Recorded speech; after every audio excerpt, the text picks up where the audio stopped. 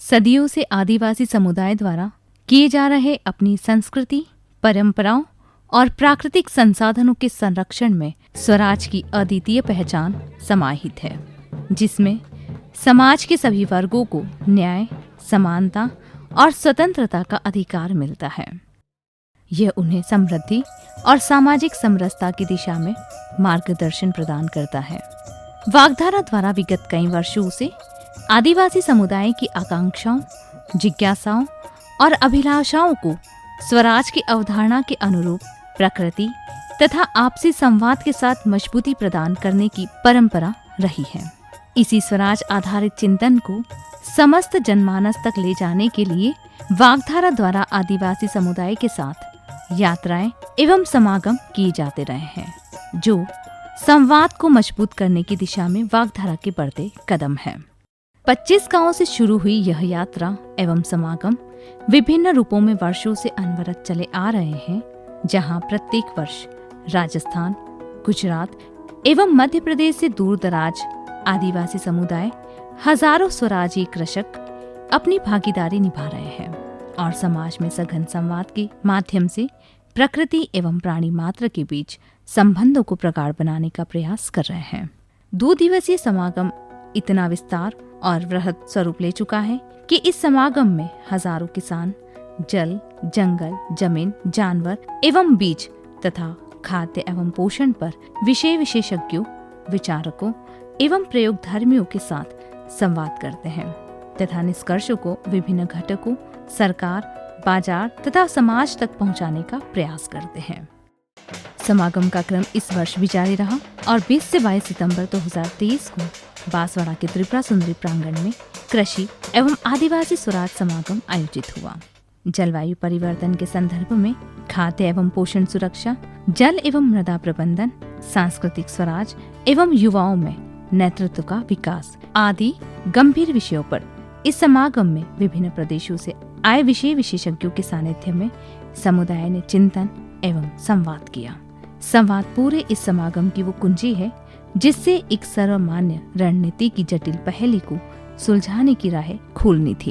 इस बार ये निर्णय हुआ कि ये जो समागम है, इस समागम के अनुभव राष्ट्रीय स्तर पे अलग अलग साथी संस्थाओं के साथ कम से कम 8 से 10 जो ट्राई जंक्शन है आदिवासी अंचल के, उन वहाँ के लोगों के साथ साझा करें और वहाँ पर इस तरीके के आयोजन कराकर वहाँ पर जनमंच क्या बोलता है, तो इस प्रकार से 8-10 जगह के जनमंच को सामूहिक रूप से फिर राष्ट्रीय स्तर पर जनमंच के रूप में लाया जाए।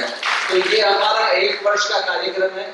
इसको कैसे हम सारे पूरे भारतवर्ष में कैसे इसको आगे लेके जाए और राष्ट्रीय स्तर पे एक ऐसा मंच बनाए जो भागीदारी का मंच हो और नीति बनाने वालों के साथ हमारी भागीदारी हो और नीति हमारी पक्ष में बने। निश्चित रूप से अगर हम निर्णय में भागीदारी हमारी सबकी हो गई तो हमारे लिए जो भी नीतियां बनेगी या जो भी हमारे लिए कार्यक्रम होंगे वो हमारे लिए होंगे। इस संवाद में जहां एक ओर सिमटते जल संसाधन, मृदा क्षरण एवं कटाव तथा इसकी कम होती उत्पादकता, खाद्य एवं पोषण सुरक्षा का संकट, पलायन और संस्कृति के लुप्त होने की पीड़ा थी, वहीं दूसरी ओर स्वराज आधारित आदिवासी जीवन शैली में मौजूद जलवायु परिवर्तन के दुष्प्रभावों से निपटने के विशिष्ट उपाय एवं पद्धतियां थी।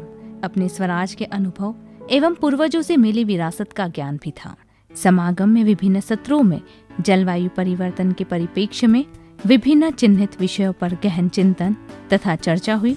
हमारा ग्रुप नंबर 3 था, जिसमें हमारा विषय था जलवायु परिवर्तन कार्यों और संप्रभुता के लिए युवाओं का नेतृत्व निर्माण, युवाओं को कृषि में पुनः जोड़कर स्थानीय आजीविका को मजबूत करने के लिए परंपरागत खेती को कौशल विकास कार्यक्रमों का हिस्सा बनाया जाए। आदिवासी क्षेत्र में मिट्टी कटाव एवं पोषक तत्वों की कमी को देखते हुए मृदा स्वास्थ्य कार्यक्रम के अंतर्गत मिट्टी संरक्षण एवं मिट्टी सुधार के लिए विशेष कार्यक्रम चलाए जाने की आवश्यकता है। विषय विशेषज्ञों द्वारा अपने अनुभव और ज्ञान के आधार पर समुदाय के स्थानीय मुद्दों पर सापेक्षित समाधान खोजने पर बल दिया गया एवं इस संबंध में जानकारी साझा की गई, जिससे समुदाय अपने स्तर पर इनका लाभ लेते हुए अपनी भूमिका निभा सके। जैविक खाद अगर हम घर पे बनाए तो किस तरह से बनाए? एक है जीवाणु खाद। आपको पानी लेना है 200 लीटर, एक बैरल जो होता है 200 लीटर पानी, उसमें 2 किलो गुड़, कोई भी पुराना गुड़ जो आप नहीं खाएंगे। और सर मेरा क्वेश्चन ये है कि मतलब अपन खेतों में बीज लगाते हैं, लगाने के बाद सर वो पौधा थोड़ा बड़ा हो जाता है, बड़ा होने के बाद अपने आप जड़ से मतलब सूख जाता है, तो सर इसके लिए क्या करें? इस चर्चा में उभरे मुद्दों पर बृहद स्तर पर समुदाय के बीच चिंतन हुआ और अंततः मुख्य बिंदुओं पर जनमंच ने अपना निर्णय लिया। इस प्रक्रिया में महत्वपूर्ण ये था कि इसमें जहां विशेषज्ञों ने अपनी बात रखी और अनुभव साझा किए, वहीं जनमंच निर्णायक भूमिका में रहा। आदिवासी विरासत को संभाल रहे समुदाय में से ही चिन्हित सदस्यों के जनमंच ने विभिन्न स्तर पर एक आयोजित चर्चाओं से निकले निष्कर्षों पर आधारित स्वराज आग्रह पत्र तैयार कर सरकार के प्रतिनिधियों को प्रेषित किया।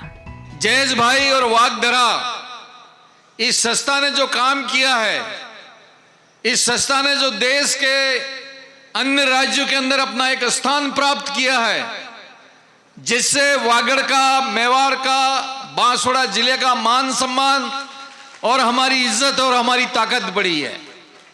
आज एक निमंत्रण के ऊपर कहां महाराष्ट्र, कहां उड़ीसा, कहां मध्य प्रदेश, कहां के मेहमान आज यहां पे आए हैं और 3 दिन तक लगातार इन्होंने विभिन्न विषयों के ऊपर यहां जो हमारे भाई और बहन गांवों से आए हैं, इनके साथ में बैठकर विचार विमर्श किया। जो चीज निकल के आई, उस चीज को अभी हमने सब ने मिलकर विमोचन किया। यह एक हमारा इस आयोजन का दस्तावेज बन गया और उस दस्तावेज की कॉपी आदरणीय जयेश भाई ने सबने मुझे सुपुर्द की है। और मैं सबको विश्वास दिलाता हूं कि जब भी हमारी सरकार के अंदर नीतियां बनेंगी, बजट सत्र आएगा, उस बजट सत्र के अंदर जो कुछ भी आपकी भावनाएं हैं, इन भावनाओं को हम जोड़ने की पूरी कोशिश करेंगे। जब आदिवासी समुदाय के अलग अलग जन समूह की आवाज एक रूप लेने लगती है, तब उद्भव होता है एक सर्व स्वीकार्य और असरदार रणनीति का, एक स्पष्ट दिशा निर्देशों का, बदलाव की क्षमता रखने वाले आग्रह पत्र का। इसमें समुदाय की परिपाटी पर उनकी आवश्यकताओं और अपेक्षाओं के अनुरूप उन्हीं के माध्यम से खोजे गए समाधान समाहित थे। साथ ही था भरोसा इन प्रकृति के संसाधनों तथा घटकों को आने वाली पीढ़ी के लिए सहेज कर उन्हें सौंपने का।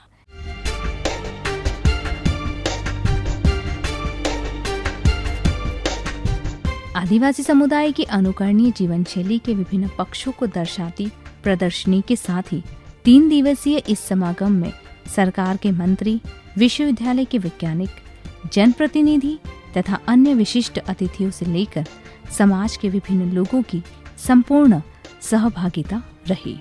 इस समागम में समुद्र मंथन से सघन प्रक्रिया से निकले संवाद को विभिन्न घटकों के साथ साझा कर अपनी आगामी पीढ़ियों तक पहुंचाने के लिए अपने अपने प्रयासों को जारी रखने के साथ ही जय स्वराज का संकल्प पूर्ण हुआ।